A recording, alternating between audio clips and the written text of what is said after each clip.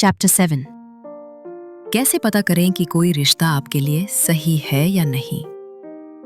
कहानी का सार।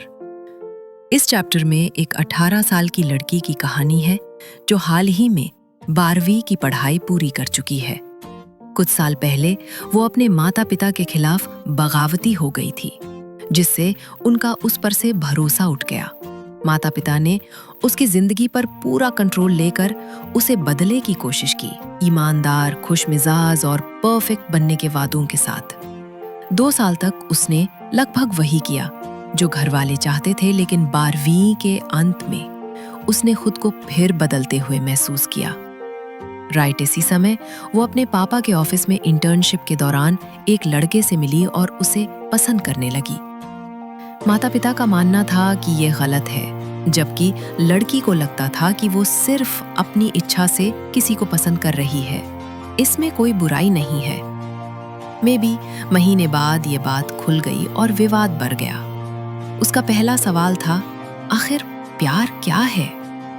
आचार्य प्रशांत की सीख। नहीं, असर देखो। आचार्य जी का पहला पॉइंट है कि रिश्ते को प्यार कहने या ना कहने पर बहस बेकार है। असल सवाल है, ये रिश्ता मेरे साथ क्या कर रहा है? क्या ये सिर्फ अच्छा महसूस कराता है या मुझे बेहतर इंसान बना रहा है? अच्छा लगना फायदेमंद होना नहीं है। हर वो चीज जो अच्छी लगे जरूरी नहीं कि आपके लिए उपयोगी हो। एक रिश्ता तब सही है जब वो आपको स्पष्ट सोच और मानसिक शांति दे। आत्मज्ञान रिश्तों में ही संभव है। खुद को पहचानने के लिए रिश्तों का अवलोकन करना जरूरी है। आत्मज्ञान अकेले बैठने से नहीं आता, बल्कि ये तब आता है जब आप देख पाते हैं कि आपके जुड़ाव आपको कैसे बदल रहे हैं। बनाबर और वासना की पहचान।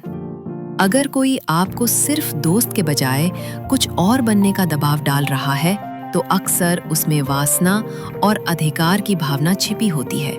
प्रेम वो है जिसमें दूसरा व्यक्ति आपके विकास में योगदान दे, न कि सिर्फ आपके शरीर में दिलचस्पी ले। सकारात्मक बातें। ये चैप्टर युवाओं के रिश्तों पर एक परिपक्व नजरिया देता है। नाम नहीं, असर देखो वाली सीख रिश्तों में भ्रम कम करती है। वासना और प्रेम के बीच का फर्क बहुत साफ तरीके से समझाया गया है। कमजोरियां। जो युवा भावनात्मक रूप से बहुत इन्वॉल्व हैं, उन्हें ये समझ तुरंत नहीं आएगी, क्योंकि इसमें एक तरह की डिटैचमेंट की अपेक्षा की गई है। ये चैप्टर माता पिता और बच्चों के बीच संवाद की गहराई पर कम और व्यक्ति की आत्म जिम्मेदारी पर ज्यादा फोकस करता है। सीख 1. रिश्ते को सही गलत के लेबल से पहले उसके असर से आंकें। 2. अच्छा लगना और अच्छा होना अलग अलग चीजें हैं। 3. आत्मज्ञान के लिए अपने रिश्तों का ईमानदारी से विश्लेषण करें। 4. प्रेम में विकास होता है, वासना में उपभोग। अंतिम निष्कर्ष, ये चैप्टर हर उस व्यक्ति के लिए उपयोगी है जो रिश्तों को भावनाओं के बजाय स्पष्टता और विकास के पैमाने पर परखना चाहता है। यह आपको सिखाता है कि रिश्ते का मूल्य उसके नाम से नहीं, बल्कि आपके जीवन में लाए बदलाव से तय होता है।